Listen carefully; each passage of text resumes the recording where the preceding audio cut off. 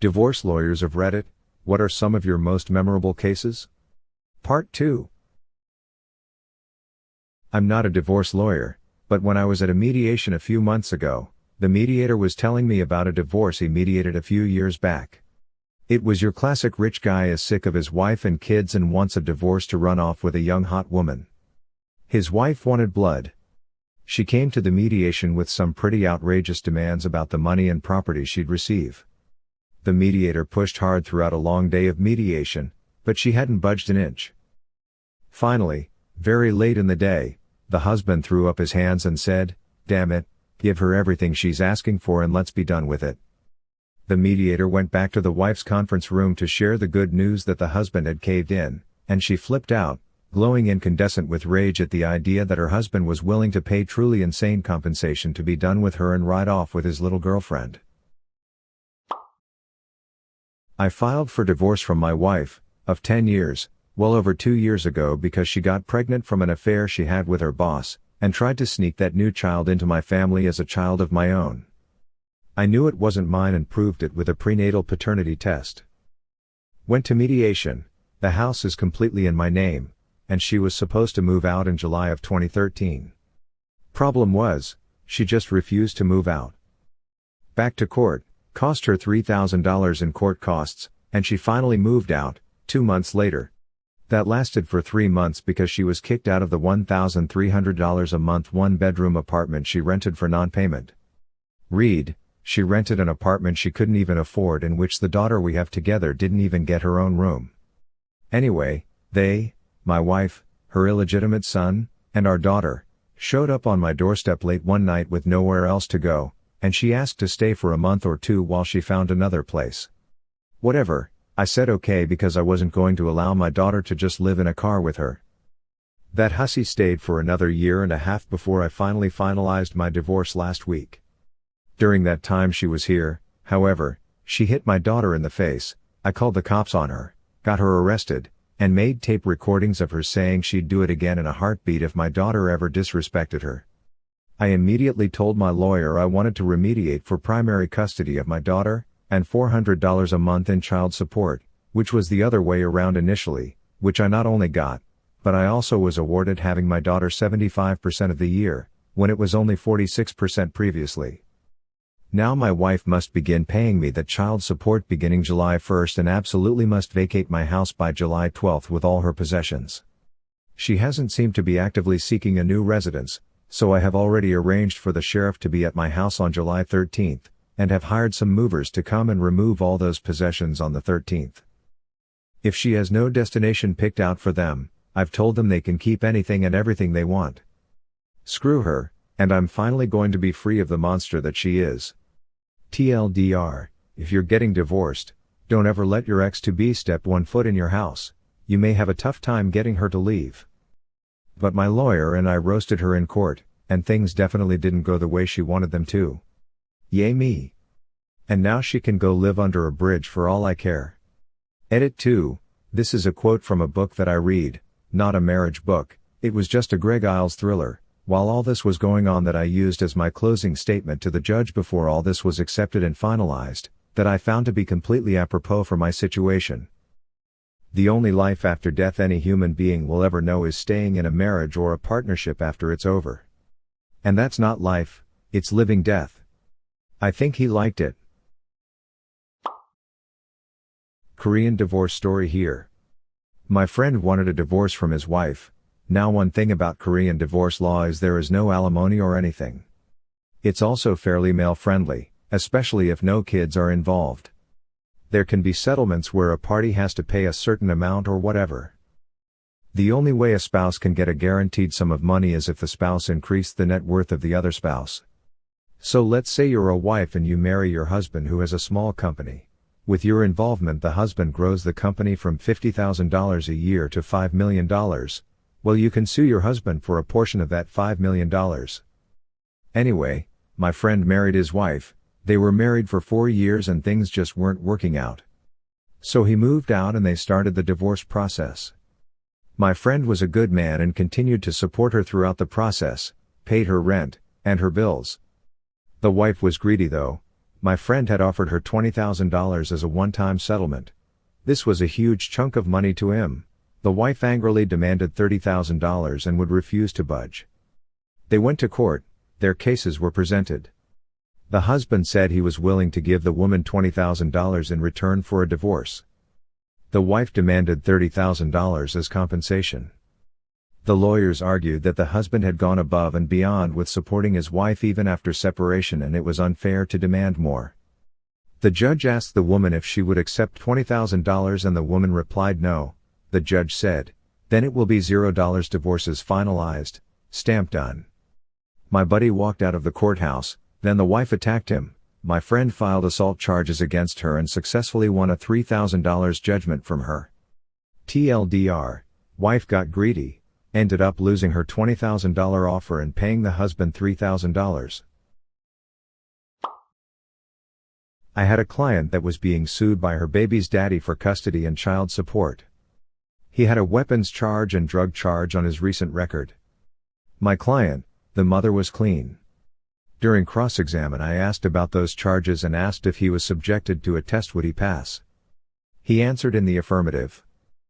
The judge, upon request from counsel, me, had the sheriff's office administer a test for both. He, the father, failed and my client, the mother, passed. The judge awarded my client custody and child support. It isn't that interesting, but what makes it funny is this was my first family law case, and the opposing counsel was a very well-known and tough family law attorney.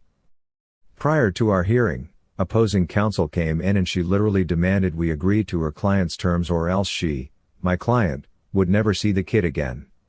I offered that her client, the father, get weekends, etc., a standard visitation schedule. She declined and her client failed the drug test administered after the hearing. My client passed. That's pretty minor, but it was a pretty cool win for a young attorney up against a big name.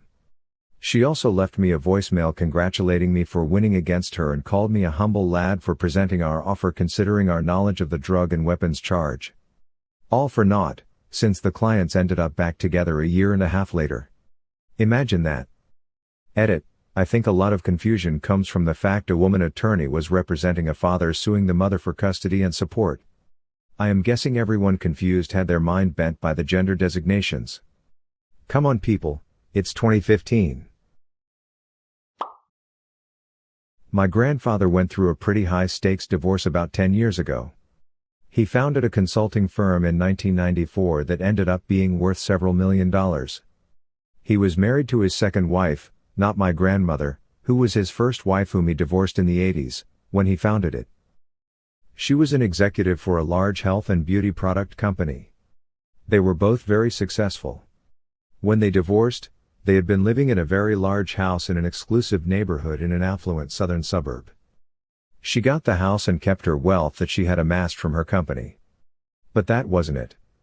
She also wanted 51% of my grandfather's company. She didn't win that in court because she had already won more than half of the assets. I doubt my grandfather really gave a damn about that, but I could be wrong. He just wanted to keep his company, which already made him plenty of money. Things got interesting after they separated. She allegedly hired a private investigator to stalk my grandfather. Yes, stalk. We found a tracking device attached to his car. No kidding. He moved into an apartment for a while during the divorce proceedings. She and her lawyer eventually went to his apartment to take pictures of everything he owned. He obviously let them into his apartment. They even opened up his fridge and took pictures of the inside of his fridge. My grandfather eventually started dating somebody else, yes, at around age 60. He likes women, and the ex-wife would call my grandfather's house and talk to her, trying to appear friendly or something. It was just a very strange situation. It was even stranger for me. I had grown up with her sort of as my grandmother. I never knew she wasn't my actual grandmother until I met my dad's actual mom at age 7, I didn't meet my father until age 6, mind you. It was kind of confusing until the divorce. But during and after the divorce, my grandfather's ex would call my mother to ask to take me out to dinner, and movies, and things like that. I remember seeing Star Wars, Episode 3 in theaters with her. I didn't find it strange or anything. She had known me since I was born and served as a grandmotherly figure. However, my father hated her. I heard a lot of stories of the crazy things she did to him when my dad was a teenager. I haven't talked to her for several years. I much prefer my actual grandmother. Divorce is strange. Seeing how easily it can tear families apart, and mess over individuals, I'm definitely doing a prenup when or if I get married. You never know. Not a lawyer, but this happened to my wife's uncle. About 2 years ago, my wife's family finally stepped in and helped out her uncle. He'd been married to a crazy control freak of a woman. All kinds of stories, but by the time they helped him out, he was living on the porch of their house, sleeping on a couch there. Every morning she'd let him inside long enough to shower and get dressed so he could go to work. She'd drive him to work, drop him off, and pick him up in the evening. She lived inside the house with her 3 deadbeat kids from former guys. Not one of them worked except the uncle. Finally one day he spills the beans and lets my wife's family know this is how he's living. About 2 weeks later, my wife's dad picks him up from work midday. They get him an apartment, a car, a bank account, some new clothes, etc. His crazy woman goes nuts when he's not there at the end of the workday. She eventually figures out who helped him and lots of cussing ensues. But it isn't until his direct deposit paycheck doesn't show up in her checking account that she really goes ballistic. The next day she gets a divorce lawyer. It takes the uncle a couple of days to get around to getting his own divorce lawyer and getting the 2 lawyers connected. About a week later he goes in to talk to his lawyer and he starts reviewing all of her demands. Finally, the uncle asks why they're doing all this again because they already got a divorce. Sure enough, they got divorced almost 10 years ago and he's financially free and clear of her. I would have loved to hear the conversation between those 2 lawyers, then with the crazy ex-wife. I would never disclose a client's details because, ethics and confidentiality, but I did have a mediation professor who told me this gem and it made an impression. She was mediating a divorce, and the couple was so close to making a settlement. But they never did because of the windows in their house. You see, they had purchased a lovely Victorian home together. The husband had, I think, lost his job at some point, and one of the things he did while unemployed was restored all the old windows. Very time-consuming and labor-intensive. Fast forward to the division of assets, they agreed to split the sale of the house equally but he demanded to keep a bit more for the windows, maybe $20,000. She said she should have that money because she was supporting them at the time. He said she could keep the entire house, but he wanted the damn windows. She said he could shove the windows up his. Anyway, they went back and forth endlessly while my poor professor tried to mediate them into a neutral area. And the whole agreement fell apart. Even though mediation costs way less than going to court and saves couples hundreds of hours, they decided to go to court because neither party could give up on those windows.